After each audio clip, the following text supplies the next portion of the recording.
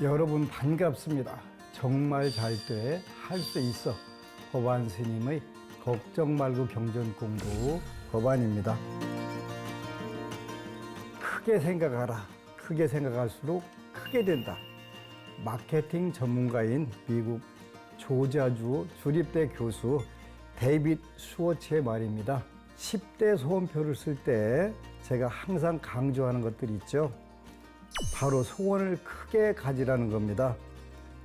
그렇게 큰 걸 바라도 될까? 욕심 아닐까? 망설이지 마시고 먼저 원대한 포부를 마음에 품으시기 바랍니다.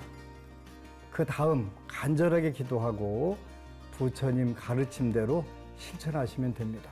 법안 스님의 걱정 말고 경전 공부, 오늘도 약사경 함께 공부하시겠습니다.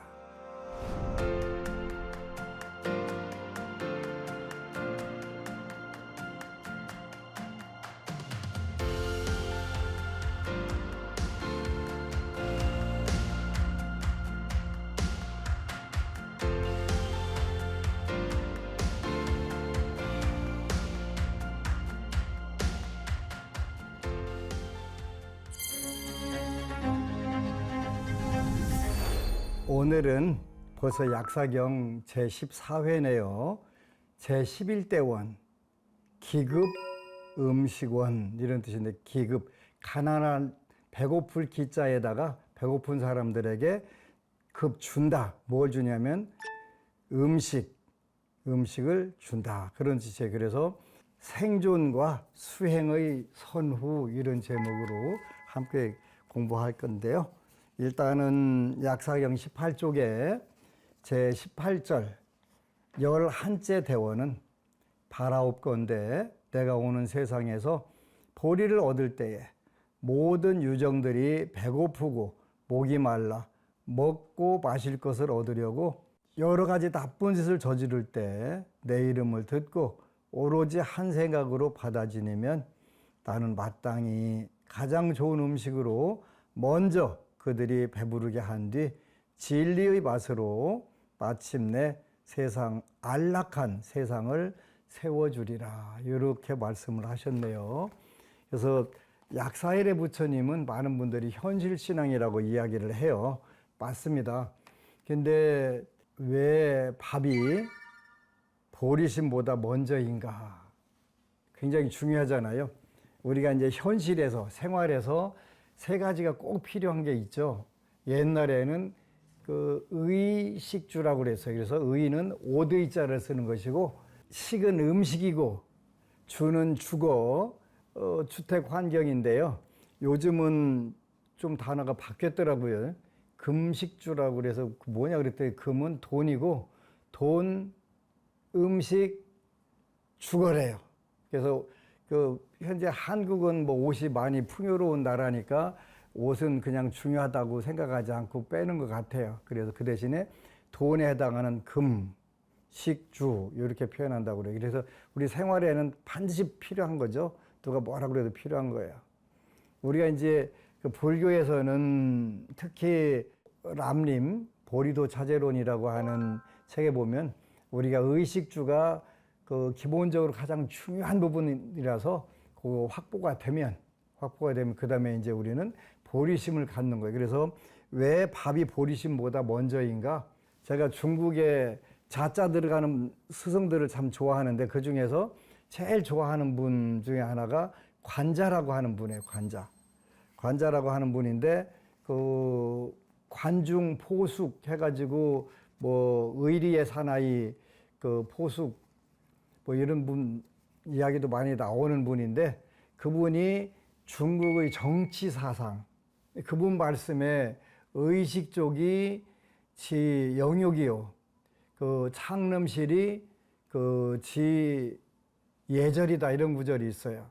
무슨 뜻이냐면 의식이 좋게야, 그러니까 옷과 먹는 것이 갖춰져야, 풍족해져야 영욕을 알고 이게 그 창피한 것인지 영예로운 것인지를 알게 되고, 창고가 차야 예절을 갖추게 된다. 그런 뜻인데, 그 관자에 나오는 가장 유명한 구절이에요. 그래서 그 우리가 살면서 현실적으로 그 제일 중요하지. 그래서 의식이 좋게야 영육을 알고 창고가 차야 예절을 한다. 이 부분도 어느 부분들 마찬가지. 물론 불교에서 가장 힘들고 어려운 환경에서 도인이 많이 나온다라고 하는 부분도 뭐 부정할 수는 없지만 이런 부분들에서 우리가 굉장히 그 현실적으로 갖춰져야 어느 책에 보니까 그 인도에서 티베트로 가서 그 전홍기라고 하는 그 8세기 때쯤 가가지고 아티샤 존자가 내 후학들은 경제적으로 힘들어서 수행을 포기하는 일이 없게 해달라고 손바닥으로 모래를 놓고 100만 번을 문질러 갖고 손바닥에 뼈가 다 그 드러난 그런 기도를 하셨다 하는 말씀을 듣고 아 그렇게도 하시는구나 하는 생각이 들었어요. 오늘날 물론 한국은 그 먹고 사는 게 힘들어서 수행을 포기하는 환경은 아닙니다. 뭐 분명히 말하지만 아닙니다. 그 아니지만 어쨌건 간에 의식주가 어느 정도 갖춰져야 그 수행을 하는 것도 사실이고 그래서 왜 밥이 보리심보다 먼저인가라고 묻는다면 우리가 자기 앞가림을 하게 하는 게 굉장히 중요한 부분들이에요. 저는 요즘에 이제 일요보패를 일요 아비담마라고 하는데 아비담마라고 하는 것은 부처님 말씀 공부하기 이게 이제 아비담마예요. 그러니까 일요일 날은 부처님 말씀 공부하자. 어떤 공부할래? 그래서 남방불교 테라바다의 그 예불문이라든가 기도문을 가지고 우리 한번 읽어보자. 그래서 이제 모든 남방불교는 시작이 나모 따사 바가와또 아라하또 삼마 삼보따사 나모 따사 바가와또 아라하또 삼마 삼보따사 나모 따사 바가와또 아라하또 삼마 삼보따사 이렇게 그분 부처님 요분께 귀합니다 그런 뜻하고 두 번째가 이제 그 여러분들도 잘 아는 부땅 사라낭 가차미 담망 사라낭 가차미 상강 사라남 가차미 두띠암피 부땅 사라낭 가차미 두띠암피 담망 사라낭 가차미 두띠암피 상강 사라낭 가차미 따띠암피 부땅 사라낭 가차미 따띠암피 담망 사라낭 가차미 따띠암피 상강 사라낭 가차미 이 3귀를 3번 하는 거예요. 이렇게 하고 이제 이띠피소 하고서 3귀를 해요. 요즘에 이제 자꾸 제가 그거 외워요. 그 새로운 언어들, 새로운 단어들 발음하기 어려운 걸 그 읽게 되면 머리가 활성화가 된다네요. 그래서 치매를 예방할 수 있다고 그래서 빨리어로 이띠피소 바가와 아라항 삼마 삼보또 위짜짜라나 삼반노 수가또 로까위두 아노따로 보리사따 담마사따 이렇게 쫙 불법성사 한번 외우는 거 참 재미있어요. 아침에도 1시간 정도 그 3귀 이렇게 하고 하는데 근데 남방불교는 참 재미있어요. 그 남방불교는 사무량심이라고 하는 교리에 빼놓고는 그 까루나라고 하는 단어가 없어요. 그러면 남방불교는 뭐가 중심이 되냐면 그 메따라고 하는 러빙 카이드니스라고 영어로는 번역이 돼요. 러빙 카이드니스. 그래서 그 영어로는 어떻게 번역하냐면 may I be 내가 이렇게 되기를 하는데 내가 내가 잘 되고 may I be well, happy and peaceful. 내가 잘 되고 행복하고 평화롭기를. 첫 번째 그게예요. 두 번째는 may you be. 당신 그 well, 잘 되고 행복하고 and peaceful. 그리고 세 번째가 all beings may be well, happy and peaceful. 이렇게 표현하는 거 자애라고 하는 거예요. 그래서 물론 대승불교에서는 그 자비가 먼저예요. 근데 자비가 먼저라고 하더라도 내가 갖춰졌을 때 우리 속담에 내 코가 석자면 남이 안 보이는 게 당연한 거잖아요. 이런 관점에서 우리가 접근을 해야 돼요. 약사경은 굉장히 솔직하게 말씀을 하세요. 배고프면 하지 않아도 될 일을 하게 된다. 이것은 도덕적 판단이 아니라 사실이 확인이다. 3일 굶어서 담 안 넘는 사람 없다. 이거는 배고프면 하지 않아도 될 일을 하게 되는 거잖아요. 그죠? 그리고 뭐예요? 이것은 도덕적 판단이 아니라 현실 문제잖아요.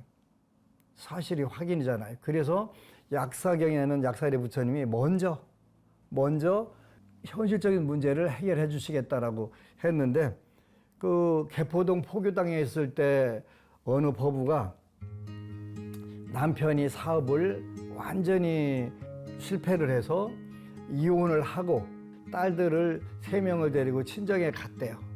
근데 그 지장경을 읽게 시키는데, 지장경 기도를 하는데, 저는 이제 여러분들에게 지장경 읽을 때 그 기도할 때 반드시 공양을 올리고 하라고 해요. 뭐 1,000원짜리 하나라도 올리고 기도하고 모았다가 본인이 다니는 절에 가서 넣으라고. 그렇게 해야 그 맨입으로 기도하게 되면 그 맨입밖에 안 되기 때문에 1,000원짜리라도 마중물을 넣고 기도하는 게 중요해서 1,000원짜리 하나씩 넣고 기도하는데, 근데 이 법우는 그 1,000원짜리가 없어요. 그래서 100원짜리 동전을 넣고 기도를 했어요. 그러니까 일반적으로 그렇게 어려운 쪽에 들어가면 어떻게 돼요? 기도는 훨씬 더 간절해지잖아요. 근데 어느 세월에 그 발복이 된 거예요. 한 달에 100만 원 정도 받던 그 서울에서 100만 원 받아갖고 어떻게 살아요? 물론 지금은 이제 뭐 최저임금제라는 게 있어서, 그때만 해도 그 지금부터 한 뭐 거의 10년 전에는 그렇게 됐어요. 이렇게 먹고 살기 아주 힘들은데 희한하게 여건이 바뀌어서 150만 원짜리가 되고 월 350만 원을 받기로 하고 부산으로 가기로 했는데, 갑자기 서울의 직장이 너무 바빠져 가지고 350만 원을 받으면서 부산은 안 가고 계속 그 경제적으로 좋아진 그런 법우가 있어요. 아, 이거 진짜 맞는다. 부처님께서 모든 유정들이 배고프고 목이 말라 먹고 마실 것을 얻으려고, 물론 그 법우는 여러 가지 나쁜 짓을 한 건 아니에요. 근데 많은 분들은 배고프고 목이 말라 마실 것이 없으면 어떻게 돼요? 나쁜 짓, 그러니까 불필요한 일을, 필요하지 않은 일을 할 수밖에 없는 환경이 되는 거잖아요. 3일 굶어서 담 안 넘는 사람 없다 하는 게 우리 속담에 이런 부분들이잖아요. 그래서 근데 그 법우님은 그렇게 안 하고도 환경이 굉장히 좋아지고 풍요로워지고, 나중에는 기도할 때마다 10,000원짜리 놓고 할 수 있는 그런 환경까지. 한 달 10,000원짜리 놓으려면 30만 원 놔야 되는데 그게 부담이 안 갈 정도로 되는 경우들도 있었고, 또 지금도 경상북도 문경에 사는 법우님인데 정말 어려웠었는데 108일마다 본인 108만 원하고 그 동료 같이 기도하는 분들 해가지고 공양 올리러 꼬박꼬박 논산에 오세요. 그 법우님은 그 꿈이 채식당하고 그 조촐한 법당을 만들어서 법우님들이 와서 기도하기를 바라는 그런 빌딩을 사서 해야 되겠다고 하는 그런 목표로 참 열심히 뛰세요. 그래서 우리 약사경은 경문이 아주 솔직하다. 배고프면 하지 않아도 될 일을 하게 되고, 이것은 도덕적 판단이 아니라 사실의 확인이다. 또 잡아함경에 이런 구절이 있습니다. 그래 나오는데, 한 바라문이 부처님께 묻습니다. 왜 사람들은 훔칩니까? 왜 훔치겠어요? 근데 이제 부처님께 물었으니까 부처님은 뭐라고 대답을 하셨을까 굉장히 궁금하잖아요. 여러분들 위해서 내가 읽어드릴게요. 부처님은 대답하십니다. 먹을 것이 없기 때문이다. 먹을 것이 없으면 도둑질이 생기고, 도둑질이 생기면 거짓말이 생기고, 거짓말이 생기면 폭력이 생긴다. 그런데 배고프지 않아도 도둑질하면 이거 문제가 있는 거예요. 그건 문제가 있는 거예요. 근데 여기 이제 부처님께서 대답하신 것은 먹을 것이 없으면 도둑질이 생기고, 도둑질이 생기면 거짓말이 생기고, 거짓말이 생기면 폭력이 생긴다. 이렇게 말씀하셨네요. 오늘날은 어떨까요? 오늘날은 여기 이제 그 UN 식량 농업기구 FAO라고 한 데가 있는데, UN 식량 농업기구의 보고서에 그런 게 있네요. 극심한 식량 불안 상태에 놓인 지역일수록 범죄율, 아동 노동, 인신매매가 함께 높아진다. 배고픔은 단순한 우리의 위장의 문제가 아니라 사람의 선택지를 좁히는 문제다. 의식 쪽이 지예절, 그렇게 의식이 좋게야 결국은 영육과 예절을 하는 거니까 이게 범죄율이 높고 아동 노동 학대가 많이 이루어지고 또 인신매매가 높아지는 게 바로 먹고 사는 문제에 의해서 이루어진다는 거잖아요.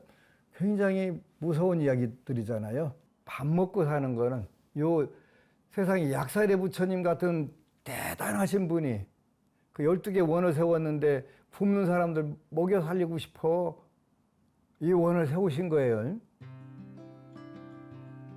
대단한 거예요. 그걸로 또 성불을 하시는 부처님이 되신 거예요. 참고로 안심정사에서는 공양미 나눔을 해요.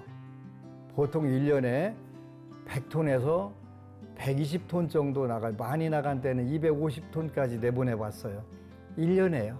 250톤이면 그 당시 그 10kg짜리 한 푸대가 3만 원이면 7억 5천만 원어치가 나간 거예요. 1년에. 그거 왜 내보내는 거예요? 제가 부산에 또 달맞이 고개에 그 우리 절이 있어요. 근데 이제 그 신도 한 분이 그 부산 진구에서 공무원을 하는데 그 부산 진구에 쪽방촌이라는 게 있대요. 근데 그 쪽방촌에서 일가족이 자살을 했더라고요.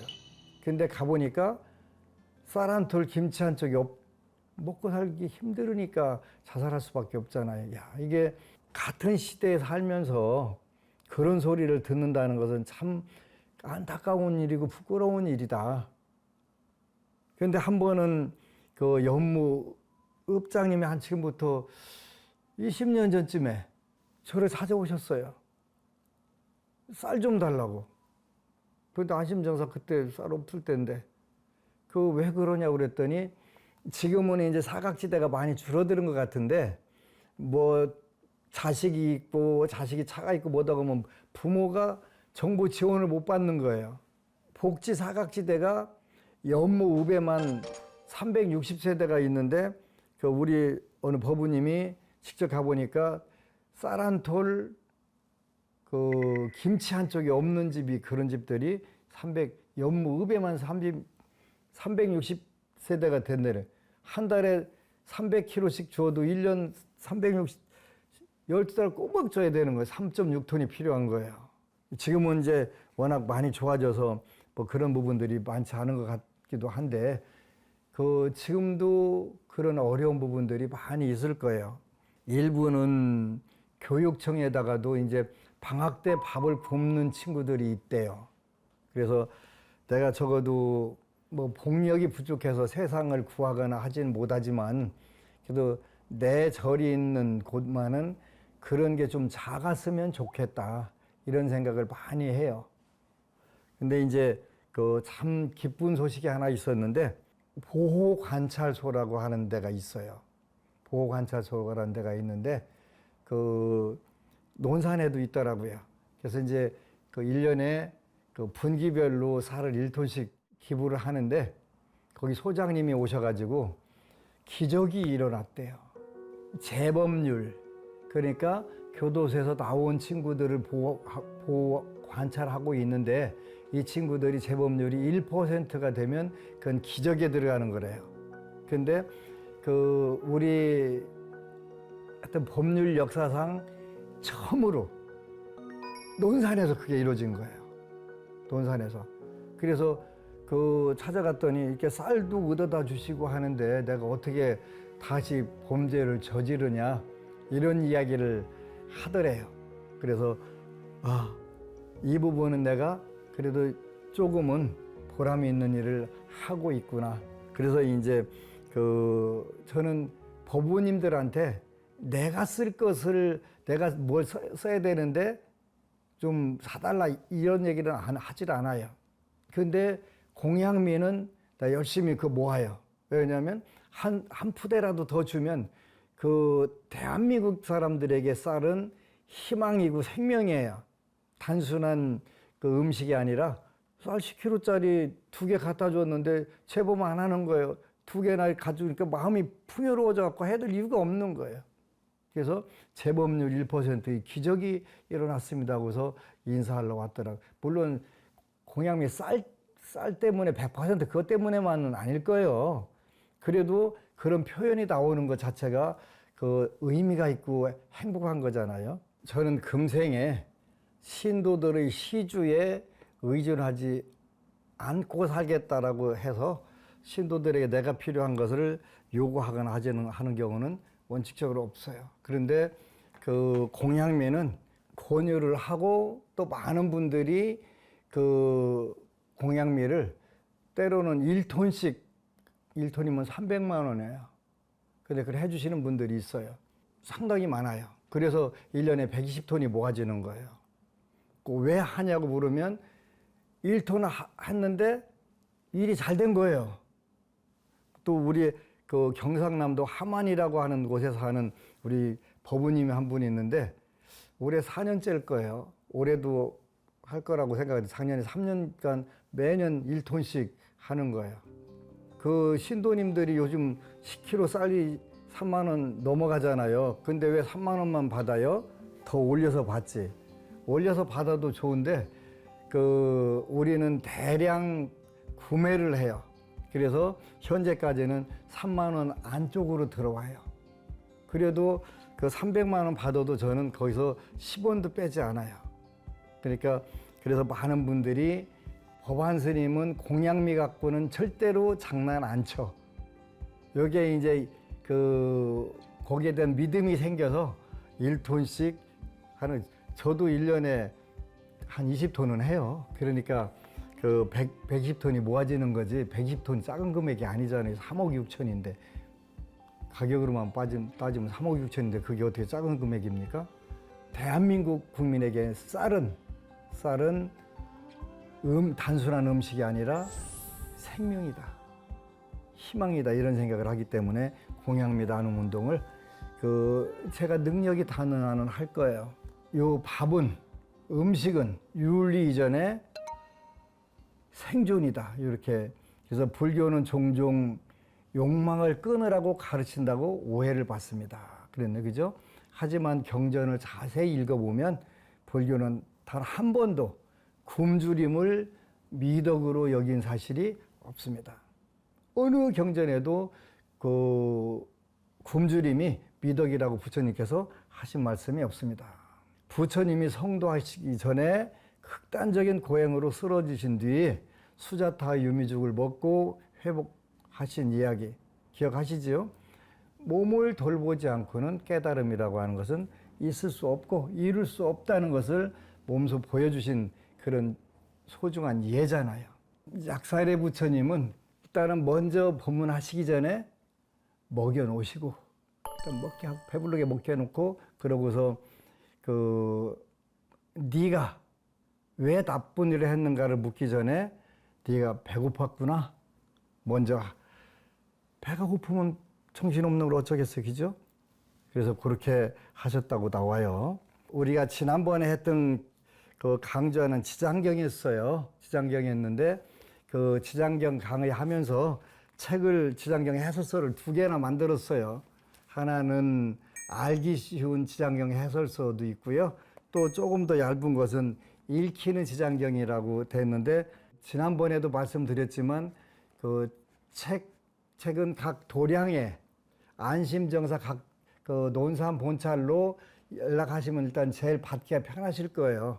그렇게 하고 택배비는 보내주셔야 되고요. 택배비 보내주시면 지장경뿐만 아니라 지장경 해설서 또 여러 가지 그 불자들이 공부하면 좋겠다는 책들을 많이 보내드려요. 그러니까 읽히는 지장경, 알기 쉬운 지장경 해설서 두 개 다 요 젊은이들도 읽으면 굉장히 좋게 젊은이들 버전으로 만들게 읽히는 지장경. 요즘 젊은이들은 어떤 고민을 하고 있는데 지장보살은 어떻게 그 젊은이들의 고민을 해결해 주실 수 있을까? 이런 부분들을 아주 했으니까 한번 자녀들에게 권유해 보시고요.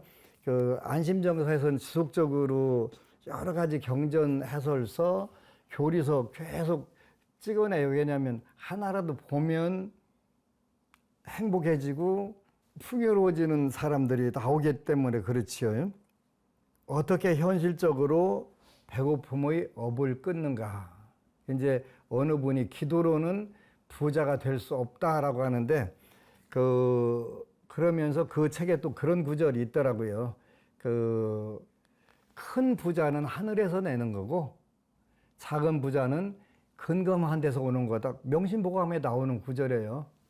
명심보감에 큰 부자는 하늘에서 내는 거고 작은 부자는 근검 전략하는 데서 되는 거다.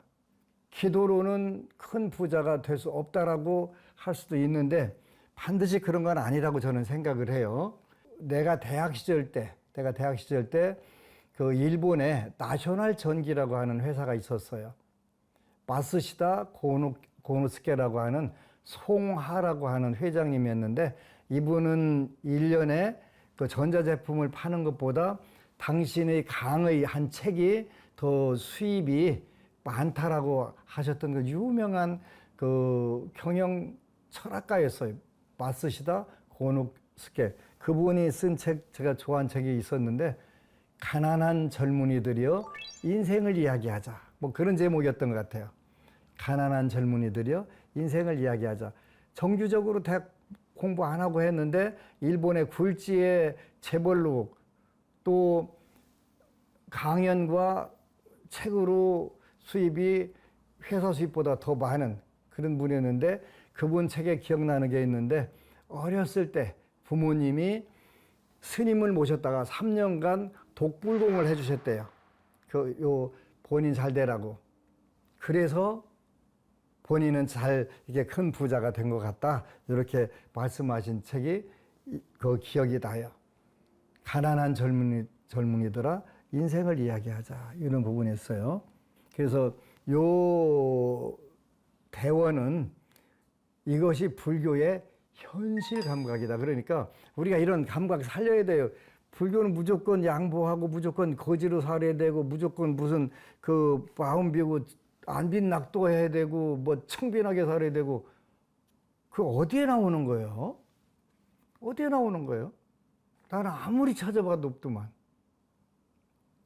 그렇다고 내가 책을 안 읽고 견문이 아주 없는 그런 중도 아닌데 그래서 이 약사경은 바로 이것이 불교의 현실 감각이다. 배고프면 아무것도 안 된다. 먼저 맛있게 먹여놓고 그리고 우리가 보리심을 내고 수행을 하게 해야 된다 하는 이게 약사경을 불교예요. 이렇게 말씀하셨네요. 텅 빈 뱃속에 가르침을 부어도 담기지 않는다. 삶의 여백이 있어야 비로소 법이 스며든다. 절박한 사람에게 철학을 이야기하기 전에 그 절박함을 먼저 해결해야 한다는 것. 이것이 약사열애 부처님이 우리에게 보여주시는 방식이다. 저는 그래서 약사열애 부처님을 엄청 좋아해요. 그리고 제가 제일 좋아하는 경이 지장경과 약사경이에요. 요 현실적 감각 때문에. 나한테 오는 법부님들은 나 살판 나서 왔어요 하는 분들은 여태까지 논산에 절진 지 35년 됐는데 하나도 못 봤어요. 스님 다이 문제 해결해 주세요 오는 분들이 뭐 100%, 200%일 거라고 생각을 해요. 이제 이렇게 말씀하셨네. 오늘날의 배고픔은 꼭 음식만은 아니다. 그러죠? 여기에서 이 대원에서 말하는 것은 오늘날 배고픈 것은 음식만은 아니다. 그럼 뭐냐? 그래도 첫 번째, 인정받지 못함의 배고픔이 있다. 인정받지 못함의 배고픔이 있다. 인정받고 싶은 거. 우리가 뭐라고 그래서 고래도 칭찬하면 춤을 춘다라고 하는데, 누군가에게 당신이 여기 있어서 다행이다 라는 말을 마지막으로 들은 게 언제입니까? 한번 자기 당신이 이 자리에 있어서 내가 너무 다행이다라고 들어본 적이 언제인가?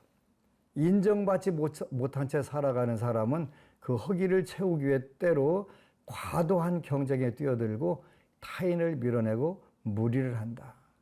인정은 사치가 아니라 생존의 언어다.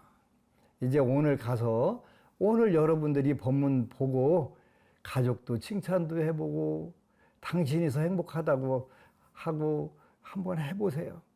제 방에는 그런 글이 있어요. 당신이 있어서 행복하다. 제가 써가지고 썼는데 크게 그 액자에 넣어갖고 달아놨어요.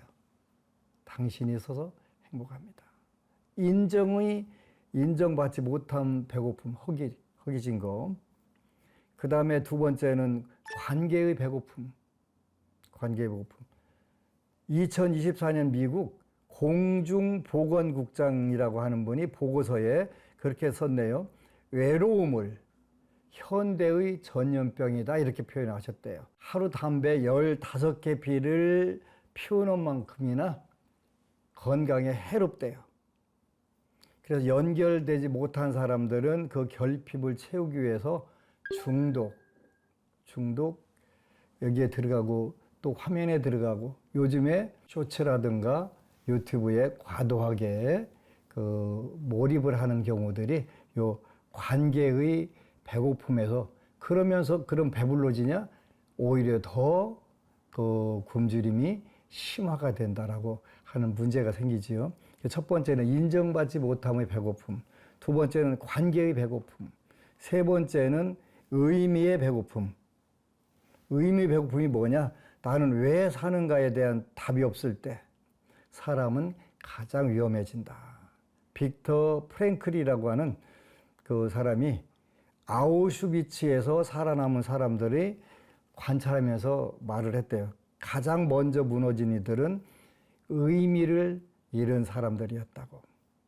영적인 의미는 영적인 사치가 아니라 인간이 살아가는 데 필요한 가장 중요한 기본적인 양식이다 이렇게 표현해요. 그래서 의미의 배고픔. 왜 사는 거야?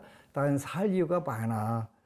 보리심을 열심히 배우고 닦아야 되거든. 연불도 많이 해야 되고 그 독경도 많이 해야 돼. 이런 의미를 갖게 되면 요 배고픔이 어느새 모든 부분들이 잘 이루어지겠지요. 그래서 채우지 않은 채 가르치지 말라. 약사리 부처님이 부탁이네요. 그래서 이제 오늘의 실천 구절 한 구절 함께 하겠습니다. 오늘 하루 누군가의 결핍 하나를 실제로 채워주십시오. 음식, 시간, 말, 관심 무엇이든 좋습니다. 나는 지금 그 사람에게 무엇이 부족한 것을 먼저 묻는 것, 그것이 오늘 우리가 약사열애를 닮아가는 사람입니다. 이러한 작은 관심에 의해서 우리 법우님들도 그리고 세상도 아름답고 훈훈해지기를 축원 올립니다. 감사합니다.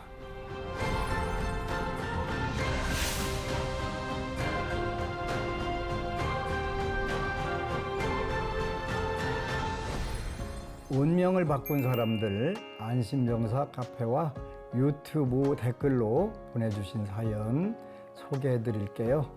꽃길 별길 법우님, 지장기도를 하던 중에 궁금한 게 생겨서 불교 방송 열심히 보고 있는 초보 불자입니다. 약사경 강의도 재미있게 듣고 있습니다. 감사합니다. 우리 복 많은 꽃길 별길 법우님 감사합니다. 우리 법우님 세세생생 꽃길과 별길이 늘 함께 하시기를 축원 올립니다. 깜장돌 법우님 안녕하세요. 49일을 목표로 지장기도 중입니다. 스님 감사합니다. 정말 잘하셨습니다. 앞으로도 늘 지장보살님과 함께 하셔서 행복과 성취가 충만하시기를 축원 올립니다. 감사합니다. 최은선 법우님, 지장경 독송을 하면서 지장보살님의 가피를 무한히 느끼고 있습니다. 지장경을 만나게 해주신 법안 스님께 감사드립니다. 약사경 공부도 부지런히 하겠습니다. 탁월한 선택이십니다. 감사합니다. 지장보살님과 약사리 부처님의 가피가 충만하시기를 축원 올립니다. 감사합니다. 법안 스님의 걱정 말고 경전 공부에선 기도를 통해 운명을 바꾼 사람들의 이야기를 전해드리고 있는데요. BBS 불교방송 홈페이지나 유튜브 댓글로 사연 보내주시면 소개해드리고 선물도 보내드리겠습니다. 오늘 또 운명을 바꾼 법우님 이야기 만나보겠습니다. 법당에 못 가는 저도 됩니다, 스님. 스님 안녕하세요. 저는 직업상 법당에 갈 수 없는 불교방송 유튜브로만 스님의 법문을 챙겨보며 지장기도를 하고 있습니다. 그런데 작년 겨울에 첫 번째 기도 가피를 받았습니다.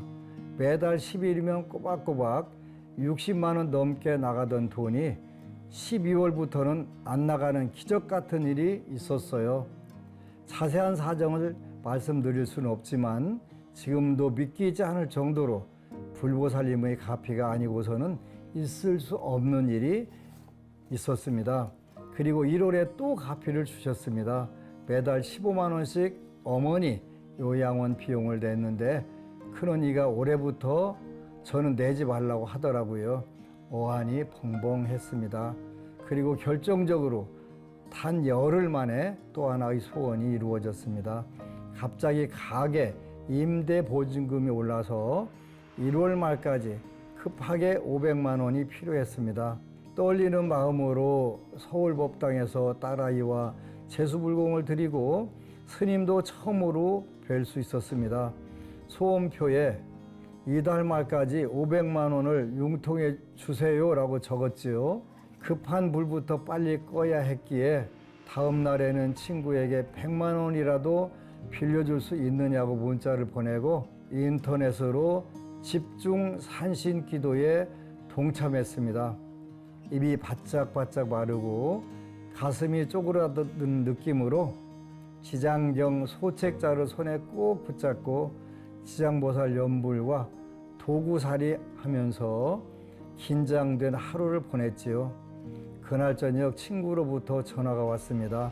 자기도 집세를 올려줘야 해서 500만 원 대출을 받아 놓았는데 사정이 바뀌었다면서 저에게 그 500만 원을 빌려줄 테니 매달 갚으라는 것이었습니다. 눈물이 나면서 가슴이 뜨거워졌습니다. 이토록 필요한 금액을 알맞은 시기에 적절하게 주시다니요. 부처님 법은 한치 오차도 없다는 법안 스님의 말씀이 생각나더군요. 저는 그저 스님 법문 열심히 듣고 스님 말씀대로 오계를 지키고 모든 사람을 공경, 화합하고 겸손하자, 정말 잘 돼 할 수 있어를 수없이 반복하며 즐겁게 생활하려고 노력하며 열심히 지장기도를 했을 뿐인데 이런 불가사의한 일들을 저에게 보여주셨습니다. 이 모든 것이 불보살님의 위실력과 집중 산신기도의 합심력 덕분이라고 생각합니다. 지장보살님 감사합니다. 법안스님 감사합니다. 앞으로 더욱 열심히 기도하겠습니다. 우리 법우님 감사합니다. 앞으로 더 훨씬 더 큰 일들 많이 이루실 거예요. 그게 여태까지 제 경험이었거든요. 걱정 말고 기도하시면 됩니다. 감사합니다. 법안 스님의 걱정 말고 경전 공부, 약사경 함께 공부하셨습니다. 기도의 공덕과 가피는 속도에서 차이가 있을지 몰라도 반드시 나에게 돌아오기 마련입니다. 불보살님을 향한 일심으로 경전을 읽으시고 기도하세요. 부처님 법은 한치의 오차도 없고 기도 힘이 여러분을 굳건하게 일으켜 세워주실 겁니다. 정말 잘 돼 할 수 있어. 법안 스님의 걱정 말고 경전 공부, 오늘 또 함께 해주신 여러분 고맙습니다.